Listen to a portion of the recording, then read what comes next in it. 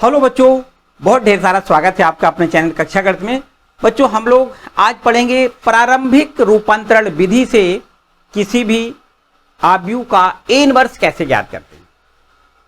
और यहां पर केवल और केवल दो प्रकार के आपके प्रश्न होंगे, जिसमें कि एक मैट्रिक्स कोई 2x2 ऑर्डर का दिया जा सकता है और प्रारंभिक रूपांतरण से इसका हमें ए इनवर्स कैसे ज्ञात करना होगा। और इसके बाद कभी ऐसा भी हो सकता है कि आपको 3x3 ऑर्डर का मैट्रिक्स मिले और उसका हमें ए इनवर्स प्रारंभिक संक्रिया विधि से कैसे ज्ञात करते हैं। बस इतनी सी बात है। इस एक्सरसाइज में बहुत ढेर सारे प्रश्न जरूर हैं, लेकिन सारे प्रश्न बिल्कुल एकदम एक जैसे हैं। आपको एक प्रश्न इस प्रकार से समझना है कि 2x2 ऑर्डर का मैट्रिक्स का समझ लें और एक कोई 3x3 ऑर्डर के मैट्रिक्स का ए इनवर्स ज्ञात कर लें, तो समझो पूरी एक्सरसाइज एकदम धड़ाम पूरी कंप्लीट हो जाएगी। और ये बोर्ड एग्जाम में यहां से एक प्रश्न जरूर और जरूर आता है। ठीक है, तो बहुत मन लगा के एकदम कंप्लीट हो जाएगी आपकी। बस और केवल मेरे ख्याल से ज्यादा से ज्यादा 30 या 35 मिनट मेरे साथ आप बने रहिए, पूरी एक्सरसाइज बिल्कुल एकदम कंप्लीट हो जाएगी। ठीक है, तो स्टार्ट करते हैं। बच्चों, एक बात बता दें कि इससे पहले वाली एक्सरसाइज में जो हमने आपको बताया वो क्या क्या बातें बताई, उसको रिकॉल करवा दें एक बार। इससे पहले वाले जो वीडियो में हमने आपको पढ़ाया है वो किसी भी आव्यूह का परिवर्त कैसे ज्ञात करते हैं। परिवर्त आव्यूह, परिवर्त आव्यूह, ट्रांसपोज ऑफ मैट्रिक्स।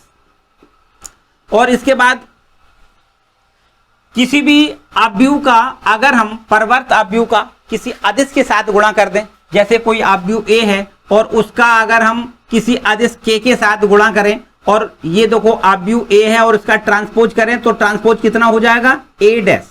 ठीक है, तो अदिश के साथ अगर हम किसी आव्यूह का गुणा करें और उसका ट्रांसपोज करें तो इस प्रकार से होता है के इंटू ए डैश के बराबर।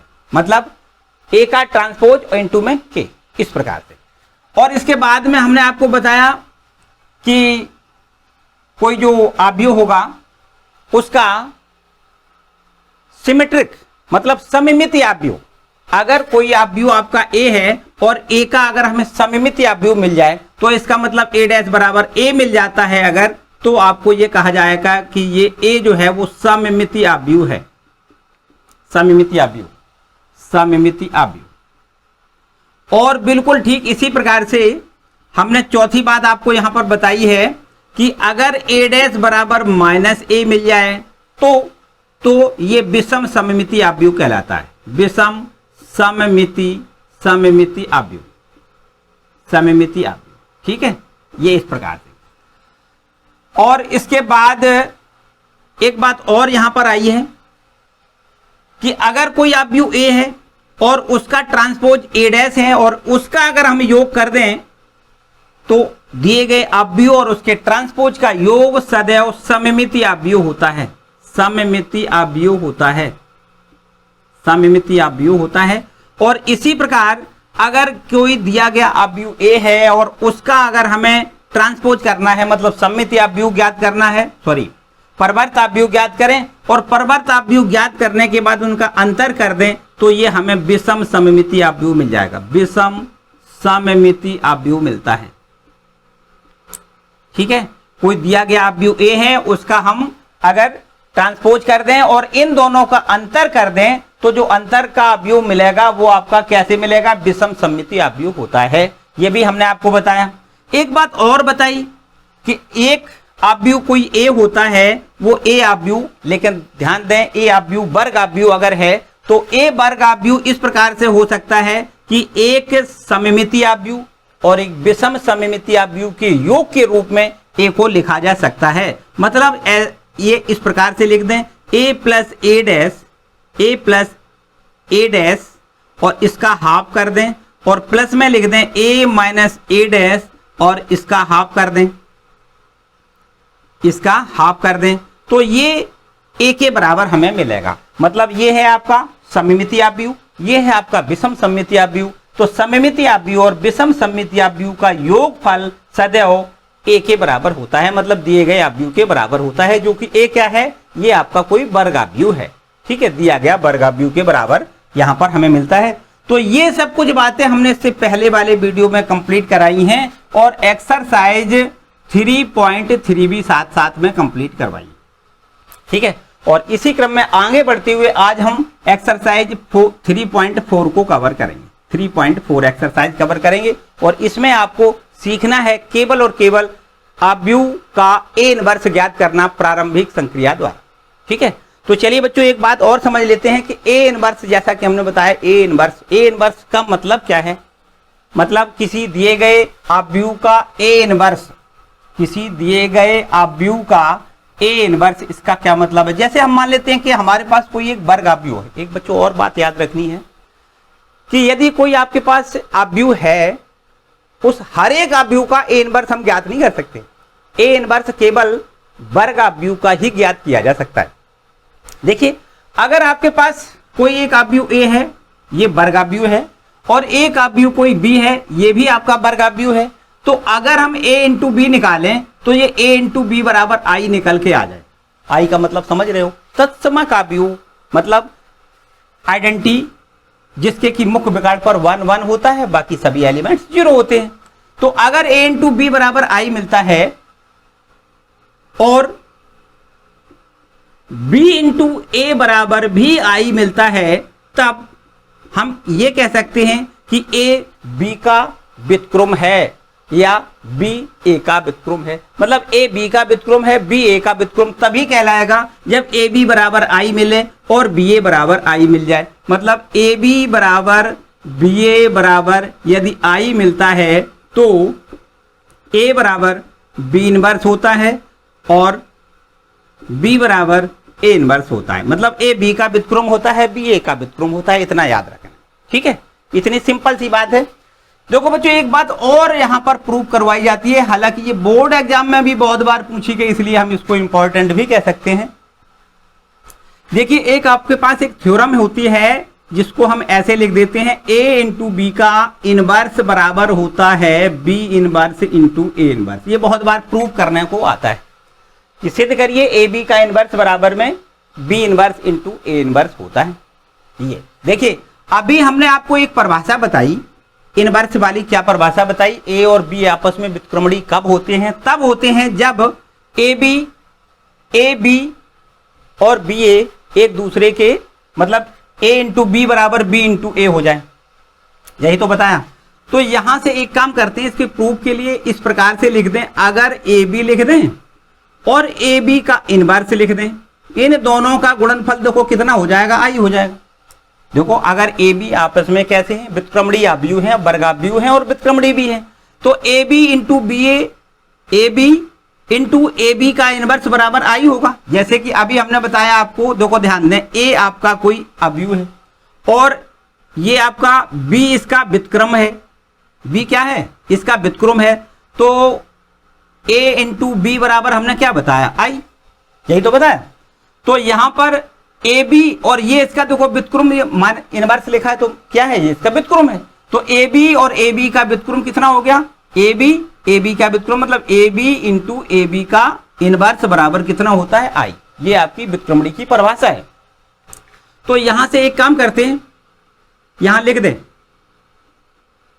आव्यूह की व्युत्क्रम की परिभाषा से, ऐसा लिख दें, हैं? व्युत्क्रम की परिभाषा से, व्युत्क्रम की परिभाषा से हमने ऐसा लिखा है। ठीक है, यहां देखिए एक काम कर दें कि इनके दोनों पक्षों में ए इनवर्स का अगर हम गुणा कर दें, देखो दोनों पक्षों में ए इनवर्स का गुणा करें तो ऐसे लिख सकते हैं, A inverse into A B, और यहां पर हम लिखेंगे ए बी का इनवर्स और बराबर यहां लिखेंगे ए इनवर्स इंटू आई। ऐसे लिख दें। हमने क्या किया? दोनों पक्षों में ए इनवर्स का इधर गुणा कर दिया, ए इनवर्स का यहां गुणा कर दिया। अब इसके बाद देखो ए इनवर्स में ए का गुणा करो तो ऐसे हो जाएगा, ए इनवर्स इंटू ए इंटू में बी आपका ठीक ऐसे ही लिखा रहने दें, ए बी का इनवर्स ये भी आप ऐसे ही लिखा रहने दें, बराबर में आई का मतलब एक होता है, इकाई। तो इसका हम एक इकाई से मल्टीपल करेंगे तो ए इनवर्स ही आपको यहां पर मिल जाएगा। और अभी हमने बताया कि ए इनवर्स इंटू ए बराबर आई होता है। ठीक है, ए इनवर्स इंटू ए बराबर, यही तो आपकी इनवर्स की परिभाषा है, व्युत्क्रम की क्या परिभाषा है? ए इनवर्स इंटू ए बराबर आई। तो इसको हम आई के बराबर लिख दें, इनटू में बी लिख दें और फिर आप ए बी का इनवर्स ज्यों का त्यों लिखा रहने दें, बराबर में यहां पर हम लिख दें ए इनवर्स। ठीक है, इतना क्लियर। इसके बाद एक और बात करते हैं, यहां पर अब दोनों पक्षों में हम बी इनवर्स का गुणा कर दें। क्या लिख दें? बी इनवर्स का दोनों पक्षों में गुणा करने पर यहां भी आपको देखो ऐसा ही लिखना है। चलो यहां लिख देते हैं, क्या लिखोगे? ए इनवर्स का दोनों पक्षों में गुणा करने पर यहां लिख देते हैं। ठीक है, इस तरीके से। तो अब यहां पर देखिए, हमने बी इनवर्स का यहां गुणा अगर हम कर दें तो इस प्रकार से हमें मिल जाएगा बी इनवर्स इंटू आई इंटू बी, और यहां पर ए बी का इनवर्स आपका ज्यों का त्यों, बराबर में यहां भी हम बी इनवर्स का गुणा करें इंटू ए इनवर्स ज्यों का त्यों। अब आप देखो, ध्यान दें, आई का मतलब तो एक होता है, तो आपको इस प्रकार से मिलेगा B inverse into B into A B का इनवर्स, बराबर में B inverse into A inverse. और फिर वही व्युत्क्रम वाली परिभाषा, बी इनवर्स इंटू बी बराबर कितना मिलेगा? आई मिलेगा।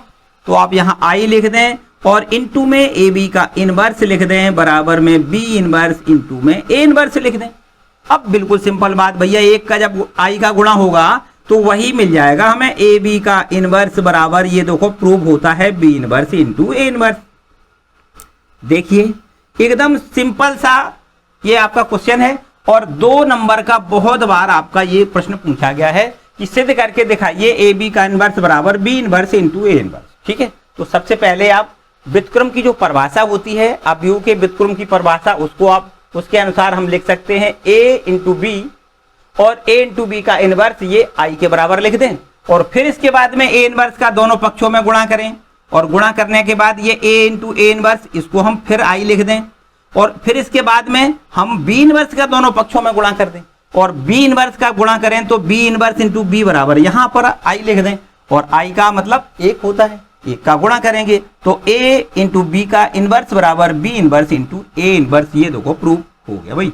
ठीक है, इस तरीके से ये आपके लिए हमने बताया कि इंपॉर्टेंट है, अच्छा है, बढ़िया है, नोट कर लो भैया, है ना।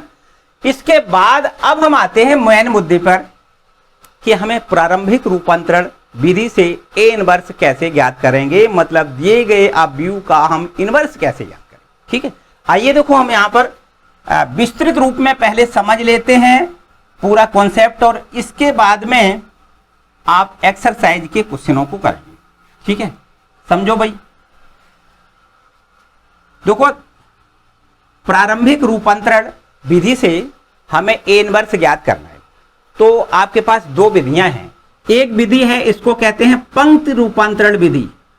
पंक्ति रूपांतरण विधि, पंक्ति रूपांतरण विधि से ए इनवर्स ज्ञात करना है। एक तो प्रोसेस आपकी ये है, और एक दूसरी प्रोसेस है, उसको कहते हैं स्तंभ रूपांतरण विधि से ए इनवर्स ज्ञात करना है। तो ये 2 विधियां हमें यहां पर सीखनी है भाई, और वास्तव में सीखनी तो एक ही विधि है। 2 विधियां हैं जरूर, 2 विधियां, दोनों विधि सेम है। एक विधि आपको सीख लेनी है। हालांकि यहां पर बोर्ड एग्जाम में जो प्रश्न पूछे जाते हैं उसमें से कभी ऐसा नहीं कहा गया है कि पंक्ति रूपांतरण से ए इनवर्स ज्ञात करिए या स्तंभ रूपांतरण से ए इनवर्स ज्ञात करिए। केवल ऐसा लिखा होगा प्रारंभिक संक्रिया विधि से ए इनवर्स ज्ञात करिए। तो आपको जो भी मेथड समझ में आए वो लगा दो, एक ही मेथड याद रख लो, बाकी एक ही बात है, कोई समस्या वाली बात नहीं। हम दोनों मेथड बता देते हैं आपको, समझो बात क्या करना है। उदाहरण लेते हैं, उससे हमें इन दोनों विधियों को समझने में एकदम आसानी मिलेगी। यहाँ पर एक अवयव कोई ए ले लेते हैं, यहाँ पर एक कोई अवयव ए है, और उस अवयव को हम 2 गुणे 2 क्रम का कोई अवयव है, हम लिख लेते हैं उसके अवयव 1 2 और ये 2 - 1। ठीक, ये आपका कोई एक हमने 2 गुणे 2 क्रम का अवयव ले लिया। देखो, स्टेप बाय स्टेप पूरा प्रोसेस समझना है, पूरी प्रोसेस बिल्कुल स्टेप बाय स्टेप समझनी है, और हर प्रश्न एक जैसा ही है, कुछ नया नहीं करना है। पहले स्टेप में क्या करना है, अगर हमने जो दिया गया अवयव है उसको ए मान लिया है तो उसका हमें ए इनवर्स करना है ज्ञात, और ज्ञात करने के लिए विधि मान लेते हैं हमें पहली विधि, ये पंक्ति रूपांतरण विधि से हमें ए इनवर्स ज्ञात करना है। तो कैसे करेंगे, देखो ध्यान दें। पहले स्टेप में हम हर प्रश्न के पहले स्टेप में आपको इस प्रकार से करना है, a बराबर आई ए। देखो भाई इसमें कुछ नई बात है ही नहीं, क्योंकि a बराबर आई का मतलब आइडेंटिटी, और आइडेंटिटी का a में गुणा करोगे तो a तो रहेगा, a बराबर आई ए। इसको पहले नंबर पे आपको पहले स्टेप पे यही लिखना है। फिर इसके बाद जो हमने a यहां पर प्रश्न में दिया जाए उसको यहां लिख दें 1 2 2 -1, और ये बराबर का निशान लगाओ। और आइडेंटिटी आपका मतलब आपको जानते ही हो, आइडेंटिटी क्या होता है, 2/2 का जो आइडेंटिटी होता है तत्समक होता है वो 1001 होता है। इस प्रकार से हर प्रश्न में यही लिखना है, और ये ए आपको ज्यों का त्यों रखना है। ठीक, देखो दो स्टेप हो गए। एक पहले स्टेप में ए बराबर आई ए लिखना है, और दूसरे स्टेप में जो ए दिया जाए उसको लिख लें बराबर, फिर आई का मतलब यही सब में लिखना है, सब में 2/2 ऑर्डर का है तो यही लिखना है आई का मान। ठीक है, तत्समक अवयव ये होता ही है, मुख्य विकर्ण पर एक एक, बाकी सब अवयव शून्य लिख दें, और ए आपका ज्यों का त्यों। ठीक है, दो स्टेप क्लियर हो गए। इसके बाद अब आपको देखो हम पंक्ति रूपांतरण विधि से बता रहे भाई, दोनों विधियों के लिए इतना काम तो कॉमन है, और इसके बाद अब हम ये पंक्ति रूपांतरण विधि से ए इनवर्स ज्ञात करना आपको सिखा रहे हैं। तो क्या क्या करना है देखो ध्यान दें। अब इसमें यहां पर जो ये लिखा हुआ है, ये ए जो दिया गया है उसको हमें किसी न किसी ऐसी प्रोसेस से यहां पर हमें आई बनाना है, इतना याद रखना है। हमें आई बनाना है, मतलब जो यहां पर लिखा हुआ है ये लिखा हुआ है, उस ये जो यहां लिखा है उसको हमें यहां समझो बनाना है, ये इसको आई बनाना है। तो उसको बनाने के लिए हम विधि अपनाएंगे पंक्तियों के रूपांतरण करने की, मतलब पंक्तियों को आपस में इधर का उधर कुछ जोड़ना, कुछ घटाना, कुछ इस प्रकार से करेंगे कि ये आपका आई बन जाए। तो को कैसे करेंगे समझो बात। आई बनाने के लिए क्या करते हैं, पहले यहां पर जो पहला अवयव लिखा हुआ है उसको हमें एक बनाना है, और इस प्रश्न में तो एक बना हुआ है, तो यहां पर पहला स्टेप समझो पहले ऑलरेडी फिट हो गया। बाई द वे अगर यहां पर 2 होता, 3 होता, 4 होता, तो हम कुछ ऐसा करते हैं कि यहां पर एक बन जाए।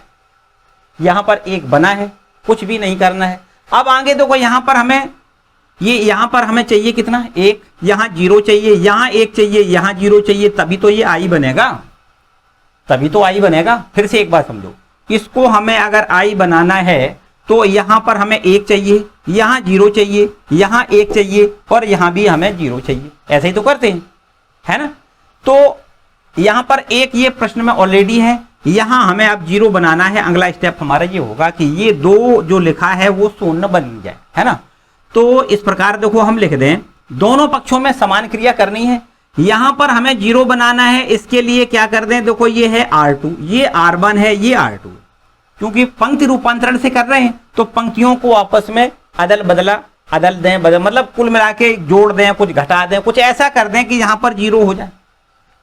तो यहां पर देखो ये जो लिखा हुआ है ये क्या है, R2 को हम एक्सचेंज करेंगे, बदलेंगे। कैसे बदलेंगे, हम बदलेंगे R2 में से 2R1 घटा दें तो बिल्कुल आपका ये 0 हो जाएगा। ध्यान से समझना, ये है R1, ये है R2, ये है R1। तो यहां पर ये 2 लिखा हुआ है, और यहां पर अगर हम 2 का मल्टीपल कर दें 1 में तो ये भी 2 बन जाएगा, और इस 2 में से इस 2 को घटाओगे तो क्या मिलेगा, यहां 0 मिल जाएगा। ऐसा ही तो चलो यहां पर करके लिख देते। देखो ध्यान दें, हमने R1 पर कुछ भी नहीं किया है, R1 को तो आप ज्यों का त्यों लिख दो, 1 2 आपका R1 है, ज्यों का त्यों। R2 को हमें रिप्लेस करना है, कहां से, R2 - 2R1 से। ये R2 है मतलब 2, और इसमें हम 2 का मल्टीपल करेंगे तो ये आपका 2 है, ये भी 2 हो जाएगा, क्योंकि 2 का गुणा करेंगे तो 2 बन जाएगा, और इस 2 में से इस 2 को घटाओगे तो यहां पर हमें 0 मिल जाएगा। इसी प्रकार बिल्कुल यहां पर भी 2 का गुणा करना है, और इसमें से घटाना है, मतलब -1 में से घटाना है कितना, 2 का मल्टीपल करोगे कितना हो जाएगा, 4 हो जाएगा। तो यहां पर हमें कितना मिलेगा, 5 मिलेगा। भाई बताओ यहां पर कोई समस्या हो सकता है, समस्या हो, पहली बार है ना इसलिए समस्या हो सकती है, लेकिन घबराने की जरूरत नहीं है। फिर से एक बार समझा देता हूं, देखो ध्यान दें, R1 पर हमने कुछ भी नहीं किया, ज्यों का त्यों। ये है R2, इस R2 पर यहां पर हमें क्या ले आना है, 0 ले आना है। तो 0 तभी आ सकता है जब इसमें से, इस वाली रो में से इस वाली रो को घटाएं, लेकिन इस वाली रो में 2 का गुणा करके घटाएं। देखो ध्यान दें, इसमें 2 का गुणा करें, और ये है आपका R2 में से 2 का गुणा करके इसमें घटा दें, इस 2 में से इस 2 को घटाओगे 0 आ जाएगा। और यहां भी वही काम करना है। देखो ये भी तो R2 है ना, ये पूरी R2 है, इसमें से इसके हर एलिमेंट्स को घटाना है, इसमें 2 की गुणा करके घटाना है। पहली रो में 2 का गुणा करना है और दूसरी रो में से घटा देना है। तो ये आपकी दूसरी रो है, इसमें से इसके एलिमेंट्स को घटा देना है, लेकिन 2 का गुणा करके घटाना है, बस इतना याद रखो। तो ये 2 है, इसमें 2 का गुणा करके घटा दो, 0 हो जाएगा। ये ऋण 1 है और इसमें 2 का गुणा करके घटा दो, तो ऋण 1 में 2 का गुणा करोगे, इसमें 2 का गुणा करोगे, 4 हो जाएगा। तो ऋण 1 में 4 घटाने से आपको माइनस का 5 मिलेगा, पक्की। चलो इसी प्रकार यहां भी देखो, बिल्कुल सिंपल है, वही काम करना है। R1 पर कुछ भी नहीं किया है, 1 0 आपको ज्यों का त्यों रखना है, ठीक है। और ये R2 ये है, देखो R2 में कौन कौन से अवयव हैं, 0 है, 1 है। तो ये 0 में से घटाना है, इसमें 2 का गुणा करते तो 0 में से 2 घटाओगे क्या मिलेगा, -2। ये 1 है और इसमें 2 का गुणा करोगे ये तो 0 ही रहेगा, तो 1 में से 0 घटाओगे तो आपको 1 मिल जाएगा और A आपका ये ज्यों का त्यों। बोलो भाई यहां तक इतना समझ में आया। तो ये आपको 2-1 प्रश्नों में थोड़ी बहुत समस्या मिल सकती है, फिर बिल्कुल एकदम आसान काम है। प्रोसेस याद रखिएगा, आपको क्या क्या करना है। हमने बताया कि आपको पहले स्टेप पर यहाँ 1 बनाना है, 1 बन गया। फिर इसके बाद ये 0 बनाना है, 0 भी बन गया। यहाँ क्या बनाना भाई, यहाँ क्या बनाना, यहाँ आप 1 चाहिए ना, यहाँ 1 चाहिए, तो 1 हो सकता है, बिल्कुल आसान काम है। कैसे, यहाँ ऋण 5 का, इस वाले पंक्ति में ऋण 5 का भाग कर दें।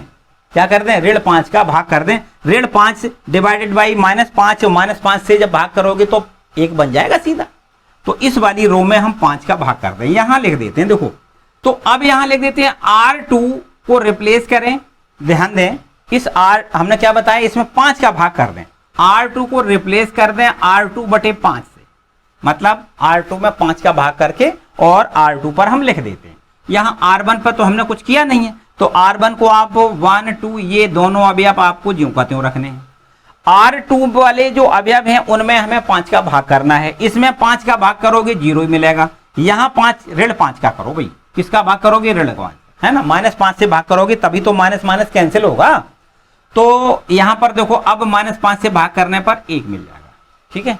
चलिए आगे बढ़ाते हैं। बराबर यहाँ भी देखो वही काम करना है, जो इधर करोगे वही दोनों पक्षों में सेम काम करना है। R1 पर हमने कुछ नहीं किया है, 1 0 ज्यों का त्यों। यह है R2, इसमें हमें 5 का भाग करना है। तो यहां हम 5 का जब भाग करेंगे तो माइनस का 2/5 हो जाएगा, माइनस ये प्लस हो जाएगा, ठीक है। -5 का भाग करें ना, तो ये प्लस का हो जाएगा 2/5। और यहां भी हम -5 से भाग करेंगे तो माइनस का 1/5 आपका ये मिल जाएगा, ठीक। 5 का भाग हो गया, इस पूरी वाली पंक्ति में 5 का भाग हो गया। इधर भी हमने 5 का भाग कर दिया, इधर भी 5 का भाग कर दिया, और ये A आपका ज्यों का त्यों, सिंपल, ठीक है। आगे बढ़ते हैं। तो अब आपको यहां पर 1 चाहिए भैया, सॉरी 0 चाहिए, तभी तो ये आइडेंटिटी बनेगा। यहाँ 1, यहाँ 0, यहाँ 1, यहाँ 0, तभी तो आइडेंटिटी बनेगा। अब यहां पर 0 चाहिए तो कैसे आएगा, देखो समझो भैया कैसे आएगा। आ सकता है यदि हम R1 को रिप्लेस कर दें R1 - 2R2 से। ध्यान दें, इसमें हम 2 का गुणा करेंगे और R1 में से फिर इसको घटा देंगे, 2 का गुणा करके घटाएंगे, ठीक है। चलिए हम कर देते हैं। यहां पर देखो ध्यान दें, ये है आपका 1 और इसमें अगर हम 2 का गुणा कर दें तो ये तो 0 रहेगा। 1 में से 0 घटाओ भैया, 1 रहेगा, ठीक है। इसी प्रकार यहां देखो ये है 2, इसमें 2 का गुणा करके घटाएं तो 2 में से 2 घटेगा, देखो 0 बन जाएगा। इस पर कुछ नहीं किया है, 0 आपको ज्यों का त्यों लिखना है। R2 पर तो कुछ हमने किया नहीं है, ज्यों का त्यों लिखना है। बिल्कुल सिमिलर यही काम यहां पर कर देना है। R1 को रिप्लेस करना है, कहां से कैसे करना है, R1 - 2R2। तो इसमें हमें 2 का गुणा करना है और फिर इसके बाद 1 में से इसको घटा देना है। तो देखो ध्यान दें, यहां घटा के दिखा देते हैं। तो ये है 1 और इसमें घटाना है कितना, इसमें 2 का गुणा करना है, तो ये 4/5 हो जाएगा भैया, 4/5। इसमें 2 का गुणा करने से 4/5 हो जाएगा और इस 1 में से ये 4/5 घटाओगे तो मिलेगा कितना, 1/5। 5 एकम 5, 4 घटाओगे 1/5। तो यहां हम लिखेंगे 1/5, ठीक है। कितना, 1/5। चलो इसमें देखो ये है आपके पास 0 और इसमें हम 2 का गुणा करेंगे फिर घटाएंगे तो 2/5 हो जाएगा सीधा, है ना। 0 घटाना कितना है, घटाना है माइनस का 2/5, तो माइनस प्लस हो जाएगा ना। 2 का गुणा करके घटाना है भैया, 2 का गुणा करोगे 2/5 हो जाएगा, है ना। माइनस प्लस हो जाएगा तो 2/5 हो जाएगा। और R2 पे कुछ नहीं किया है, 2/5 आपका ज्यों का त्यों, -1/5 आपका ज्यों का त्यों, और यहां पर A लिख दें। ठीक है, सिंपल बात समझ में आ रही होगी। अब जब आपका यहां पर I बन गया ना, और जब भी कभी यहां पर I बन जाए तो समझो फिर A इनवर्स यही है तुम्हारा। कैसे? देखो ऐसे भी अपनी अपनी भाषा में समझो कि अगर हम A को इधर ले आएंगे तो ये हमारा क्या हो जाएगा? A इनवर्स हो जाएगा। ये तो I बन गया, देखो ये क्या बन गया? I बन गया, और ये A इधर आएगा तो क्या हो जाएगा? A इनवर्स हो जाएगा। और बराबर में इसको लिख दें 1/5, 2/5, 2/5 और -1/5। देखो भाई ये हो गया A इनवर्स का मान। एकदम सिंपल सी बात है, A इनवर्स बराबर, चूंकि I का गुणा करने से तो कोई फर्क पड़ता नहीं है, एक ही बात है, I का मतलब एक। तो इस प्रकार से A इनवर्स की वैल्यू देखो इतनी मिलेगी, 1/5, 2/5 और ये 2/5 -1/5, ये देखो A इनवर्स मिल रहा है। ठीक है, ये कौन सी विधि है भाई? ये विधि आपकी है पंक्ति रूपांतरण विधि। इसके बाद यदि हम स्तंभ रूपांतरण विधि से इसको A इनवर्स को ज्ञात करें तो भी आंसर भैया यही आएगा, कोई बदलेगा नहीं। A इनवर्स का मान उतना ही आएगा, चाहे आप पंक्ति रूपांतरण विधि से कर दें चाहे स्तंभ रूपांतरण विधि से कर दें। तो चलो इसी प्रश्न को हम स्तंभ रूपांतरण विधि से भी करके दिखा देते हैं, इसी प्रश्न को। ठीक है, आपका आंसर ये लिखा हुआ है, यही बिल्कुल सिमिलर आंसर आएगा अगर हम स्तंभों का रूपांतरण कर दें। अभी हमने पंक्तियों की अदला बदली करी है, इसलिए इसको कहते हैं पंक्ति रूपांतरण। आप स्तंभों की अदला बदली करेंगे तो स्तंभों को रूपांतरण विधि से A इनवर्स का मान ज्ञात हो जाएगा। ठीक है, तो चलो इसको हम रब कर देते हैं और स्तंभ रूपांतरण विधि से A इनवर्स का मान कैसे ज्ञात करेंगे। देखो यहां तक हमने बताया था भैया, यहां तक तो सिमिलर बात है बिल्कुल एकदम। इसके लिए भी चाहे पंक्ति रूपांतरण करें चाहे स्तंभ रूपांतरण करें, A बराबर IA लिखेंगे, A की वैल्यू लिखेंगे, I की वैल्यू लिखेंगे, A आपका ज्यों का त्यों। अब आपको स्तंभों का रूपांतरण करके यहां पर जहां हमने I लिखा था, देखो ध्यान दें, यहां पर हमने इसको I बनाया था, अब भी इसको I ही बनाना है, लेकिन केवल और केवल स्तंभों के रूपांतरण से बनाना है। अभी हमने पंक्तियों के रूपांतरण से यहां पर I बनाया था, अब आपको स्तंभों के रूपांतरण से यहां पर I बनाना है, बस इतनी सी बात है। देखो पहला स्टेप वही है, यहां पर देखो ये लिखा हुआ है 1 हमें चाहिए था, है इसमें कुछ करना ही नहीं है, क्योंकि हमने बताया कि अब आपको इन स्तंभों में ये जो स्तंभ लिखे हैं ना, इनको आपस में जोड़ना घटाना कुछ ऐसा करना है, भाग देना है, जिससे कि ये I बन जाए। तो यहां पर देखो 1 हमें चाहिए था, है ऑलरेडी। अब यहां क्या चाहिए? यहां 0 चाहिए ना, यहां 0 चाहिए तो क्या कर दें, या फिर एक काम करते हैं, यहां 1 है, यहां तो 1 है, तो यहां भी आपको क्या चाहिए? यहां 0 चाहिए। तो हम क्या कर दें भाई, इससे ये 0 हो जाए। लेकिन हमें ऐसा नहीं करना कि 0 तो करना है, लेकिन हमें स्तंभों में आपस में घटा जोड़ के करना है। तो ये एक स्तंभ हो गया, एक स्तंभ ये हो गया, इसमें से इसको घटाएं या 2 का गुणा करके घटाएं ताकि ये 0 हो जाए। सीधी सीधी बात है भैया, इसमें 2 का गुणा कर दें और फिर इसके बाद इस 2 से इसको 2 को घटाओगे, 0 हो जाएगा, सिंपल सी बात है।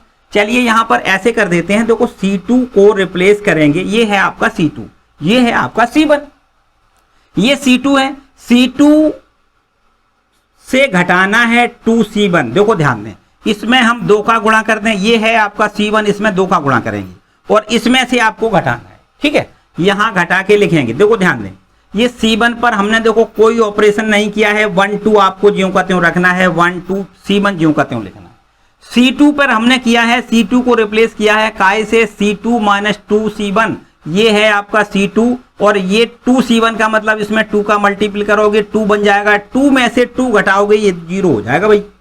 ठीक है, और यहां भी बिल्कुल सिमिलर वही काम करना है, ये है आपका -1 और यहां हमें 2 का जब गुणा करोगे तो ये 4 हो जाएगा और -1 में से 4 को घटाना है तो -5 मिल जाएगा भाई।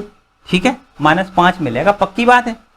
इसके बाद आगे बराबर का चिन्ह लगाओ और यहां भी आपको C1 पर हमने कुछ नहीं किया है, 1 0 ज्यों का त्यों रखना है। C2 ये है आपका, इसको रिप्लेस करना है, ये देखो है 0, इसमें 2 का गुणा करोगे और 0 में से 2 घटाओगे तो -2 मिलेगा, सिंपल सी बात है। ये है आपका कितना 1 और इसमें 2 का गुणा करके घटाओगे तो ये तो 0 नहीं रहेगा भाई, तो 1 का 1 मिलेगा यहां पर और A आपका ज्यों का त्यों। इतनी बात ठीक है, किसी को कोई डाउट नहीं, सिंपल सी बात है।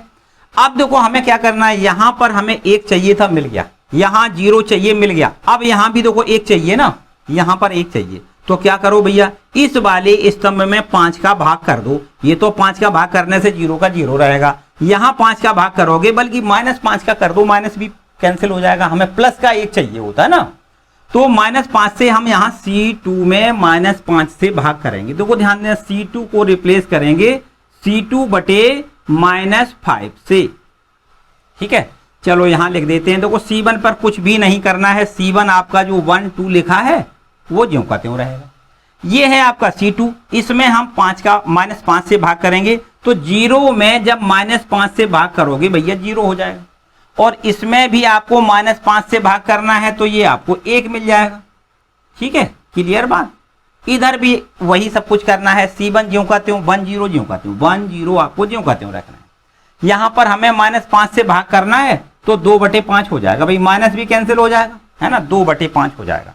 और इसमें -1 में और -5 से भाग करोगे तो माइनस माइनस प्लस ये भी हो जाएगा, मतलब 1/5 ये भी हो जाएगा। ठीक है, ये सॉरी इसमें 1 है ना, तो ये -5 से भाग करने से ये माइनस का आएगा, -1/5, और ए आपका ये ज्यों का त्यों। ठीक है, ये ए आपका ज्यों का त्यों, इतना ठीक है भाई। इसके बाद देखो अब क्या करना है, यहां 1 चाहिए था मिल गया, यहां 0 चाहिए था मिल गया, यहां 1 चाहिए था मिल गया, अब यहां भी तो 0 चाहिए, आई बनाने के लिए 0 तो चाहिए। तो यहां 0 कैसे होगा, यहां 0 हो जाएगा कैसे, देखो ध्यान दें, C1 को रिप्लेस कर दें C1 - 2C2 ऐसे लिख दे। देखो ये आपका C1 है, ये आपका C2 है, इसमें 2 का गुणा करें और इसमें C1 से इसको घटा दें, 2 का गुणा करोगे 2 बन जाएगा, 2 में से 2 घटेगा तो क्या मिलेगा, 0 मिलेगा। तो सिंपल सी बात है, देखो यहां क्या करोगे, ये आपका है C1 1, और ये इसमें 2 का गुणा करोगे तो 0 ही रहेगा, 1 में से 0 घटाओगे यहां पर 1 मिलेगा। ये है 2, इसमें 2 का गुणा करोगे ये भी 2 हो जाएगा, 2 में से 2 घटाओगे ये 0 मिल जाएगा। और इसके बाद 0 1 आपको ज्यों का त्यों रखना है, बराबर का यहां निशान लगा दो भाई। और इसके बाद देखो यहां भी सब कुछ वही करना है, जो ये वाला ऑपरेशन यहां हमने करना है, जो इधर किया वही उधर करना है। ये है देखो C1 1, और इसमें से घटाना कितना है, इसमें 2 का गुणा करके घटाना है, जब 2 का इसमें गुणा करोगे तो 4/5 हो जाएगा, घटा दो 5 एकम 5 और 4 घटा दो तो कितना बचेगा, 1 बचेगा, 1/5 लिख दें भाई। ठीक है, और बिल्कुल ठीक इसी प्रकार से देखो ध्यान दें, इसी प्रकार से आपको यहां भी ऐसा ही करना है। ये है 0 और इसमें 2 का गुणा करके घटाओगे तो प्लस का हो जाएगा 2/5।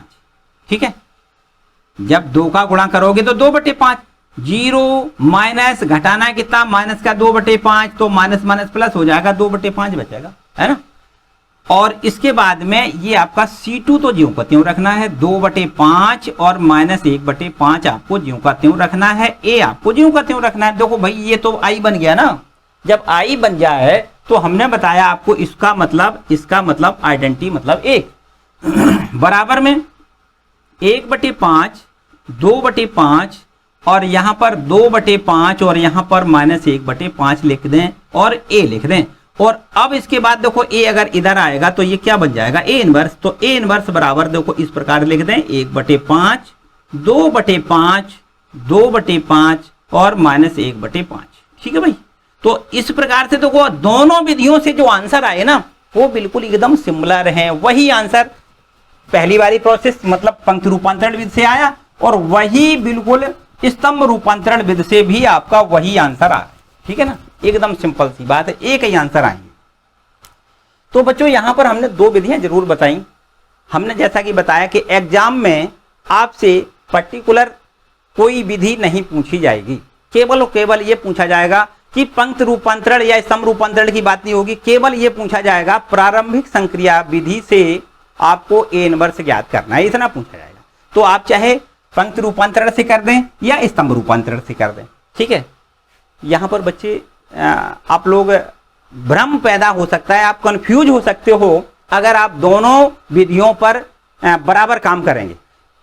एक काम करो कि एक ही विधि का आप प्रयोग करो, एक प्रोसेस केवल आप रिपीट जब करते रहोगे तो वो अपने अच्छे से अपने आप में अभ्यास में आ जाएगी और वहां पर गलती होने के चांसेस कम रहेंगे। इसलिए कोई एक प्रोसेस आप अपनाओ, चाहे पंक्ति रूपांतरण अथवा स्तंभ रूपांतरण, क्योंकि हमने बताया कि वहां पर बोर्ड में ये पूछा नहीं जाएगा कि किस विधि से आपको ए इनवर्स का मान ज्ञात करना है।